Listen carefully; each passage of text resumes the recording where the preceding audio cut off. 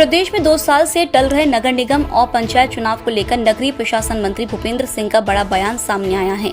उन्होंने बयान देते हुए कहा कि राज्य सरकार पहले से ही चाहती थी कि निकाय और पंचायत चुनाव हो और इसके लिए सरकार ने चुनाव की प्रक्रिया पूर्ण कर राज्य निर्वाचन आयोग को भेज दी थी, लेकिन कांग्रेस ने कोर्ट में जाकर स्टे ले लिया, जिससे चुनाव प्रभावित हुए। ओबीसी वर्ग को चुनाव में 27% आरक्षण मिले, इसके लिए हम सुप्रीम कोर्ट गए हैं। प्रदेश में 50% ओबीसी वर्ग की आबादी है और उसका डेटा भी हमने सुप्रीम कोर्ट के समक्ष रख दिया है।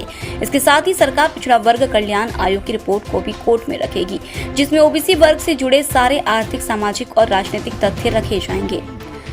देखिए, राज्य सरकार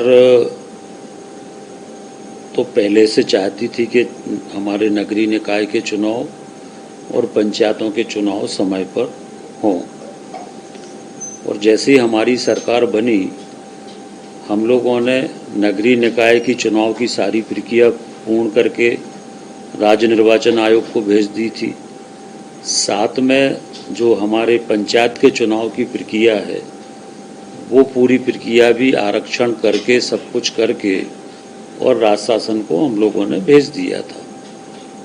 उसके बाद न्यायालय का स्टे हुआ और कांग्रेस कोर्ट में गई। कांग्रेस ने कोर्ट में जाकर न्यायालय से स्टे कराया, उस कारण से पंचायत के चुनाव प्रभावित हुए। सरकार का ये मानना है कि चाहे नगरीय निकाय के चुनाव हो, चाहे पंचायत के चुनाव हो, हमारे यहाँ पर जो ओबीसी है वो लगभग 50% ओबीसी हमारे मध्य प्रदेश में है।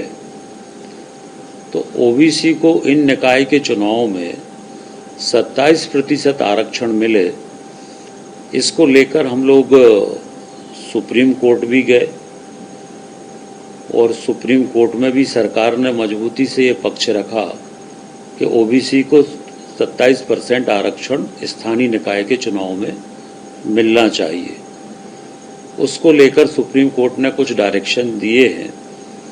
उन डायरेक्शन के आधार पर मध्य प्रदेश सरकार न्यायालय में हम लोग वो सारे तथ्य प्रस्तुत करेंगे। 22 को शायद सुनवाई है, हम लोग उसमें सारे तथ्य प्रस्तुत करेंगे कि मध्य प्रदेश में ओबीसी की जो आबादी है वो लगभग 50% है, कई जिलों में ज़्यादा भी है। भीषण गर्मी के चलते प्रदेश के शहरी क्षेत्रों में पेयजल समस्या लगातार बढ़ती जा रही है। बात की जाए राजधानी की, तो यहाँ के अनेक वार्डों में पीने के पानी की बड़ी किल्लत हो रही है।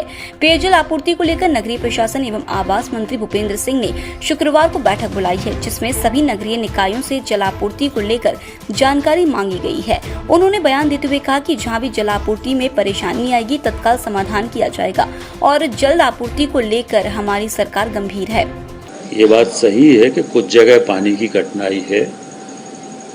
इस साल कुछ स्थानों पर वर्षा कम हुई है और उस कारण से कुछ स्थानों पर पानी की कमी है, और हम लोगों ने विभाग की तरफ से निर्देश जारी किए हैं कि जहां पर भी अगर पानी की कठिनाई है तो वहां पर हम परिवहन के माध्यम से लोगों को पानी उपलब्ध कराएं। उसके लिए बजट भी हम लोगों ने सभी नगरीय निकायों के लिए स्वीकृत किया है, और कल हम पूरे प्रदेश के सभी नगरीय निकायों की पेयजल की समस्या का या पेयजल का जो स्थिति है उसकी पूरी हम कल मीटिंग करेंगे, पूरी जानकारी लेंगे, और कहीं पर अगर और कोई आवश्यकता होगी तो वो निर्णय भी सरकार करेगी, परंतु किसी को भी गर्मी में पीने के पानी की समस्या ना हो, इसके लिए हम लोग पूरी तरह से प्रयास कर रहे हैं।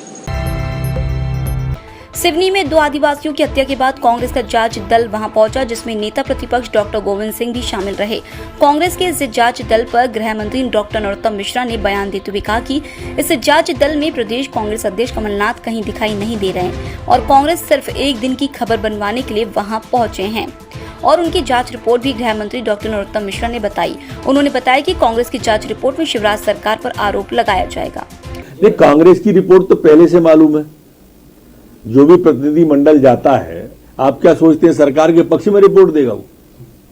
वो सिर्फ इसीलिए भेजते हैं कि एक दिन की न्यूज बन जाए, सरकार के खिलाफ रिपोर्ट आ जाए। अचंबा ये है कि इस किसी भी रिपोर्ट में आप कांग्रेस के अध्यक्ष आपको कहीं जाते नहीं मिलेंगे। खरगोन हिंसा के बाद कांग्रेस ने जांच कमेटी का गठन किया था। इसके बाद गुरुवार को कांग्रेस का जांच दल खरगोन पहुंचा, जिसमें पूर्व मंत्री सज्जन सिंह वर्मा, विजयलक्ष्मी साधु सहित अन्य लोग मौजूद रहे। स्थानीय लोगों से मुलाकात के दौरान कांग्रेस के जांच दल के साथ कई लोगों ने अभद्रता की। इसे लेकर कांग्रेस ने शिवराज सरकार पर आरोप लगाते हुए कहा कि यह सब सरकार के इशारे पर किया गया और कांग्रेस के जांच दल को रोकने का प्रयास किया गया। खरगोन में जो कांग्रेस ने एक समिति बनाई थी विभिन्न नेताओं की, आज वो दौरा करने गई और भाजपा को पहले से ही पता था कि कांग्रेस की समिति आ रही, इसलिए प्रायोजित ढंग से भाजपा ने माहौल खराब करने का प्रयास किया, समिति के सदस्यों से अभद्रता कराने का प्रयास किया। कुछ लोगों को प्रायोजित ढंग से भेजा, जो जब जनता से समिति के सदस्य चर्चा कर रहे थे तो उन्होंने जानबूझकर माहौल खराब करने का और यह संदेश देने का प्रयास किया कि जैसे उनके साथ कोई गलत व्यवहार हुआ, लेकिन बाकी लोगों ने शांतिपूर्ण ढंग से बात करी। सैकड़ों लोग आज समिति के सदस्य मिले, उन्होंने अपना पक्ष रखा, उन्होंने बताया किस प्रकार प्रशासनिक असफलता सामने आई, किस प्रकार शिवराज सरकार में कोई इस सांप्रदायिक सद्भाव को बिगाड़ने वाली घटना को रोकने के कोई इंतजाम नहीं थे, इंटेलिजेंस फेल्योर था, किस प्रकार लोगों को पलायन करने को मजबूर होना पड़ा और किस प्रकार प्रभारी मंत्री से लेके तमाम भाजपा के जिम्मेदार नेता नदारद रहे और यहाँ के सांसद किस प्रकार भड़काऊ बयान दे रहे हैं, सारी चीजें समिति के सदस्य को लोगों ने बताया।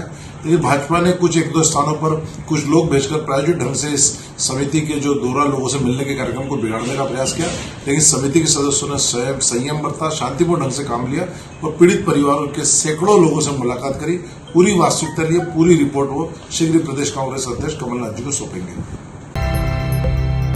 राजधानी भोपाल के बैरसिया में भारतीय किसान संघ अनिश्चितकालीन धरने पर बैठा है। संघ 6 सूत्रीय मांगों को लेकर 22 अप्रैल 2022 को मुख्यमंत्री के नाम तहसीलदार को ज्ञापन भी सौंप चुका है। धरने में भारतीय किसान संघ के पदाधिकारियों सहित सैकड़ों किसान मौजूद हैं। प्रदर्शनकारी किसान संघ ने सरकार को चेतावनी दी है कि अगर उनकी मांगों का निराकरण नहीं हुआ तो उनका ये अनिश्चितकालीन आंदोलन लगातार जारी रहेगा। ईएमएस टीवी के YouTube चैनल को सब्सक्राइब करें और बेल आइकन दबाएं, साथ ही ईएमएस न्यूज ऐप डाउनलोड करें।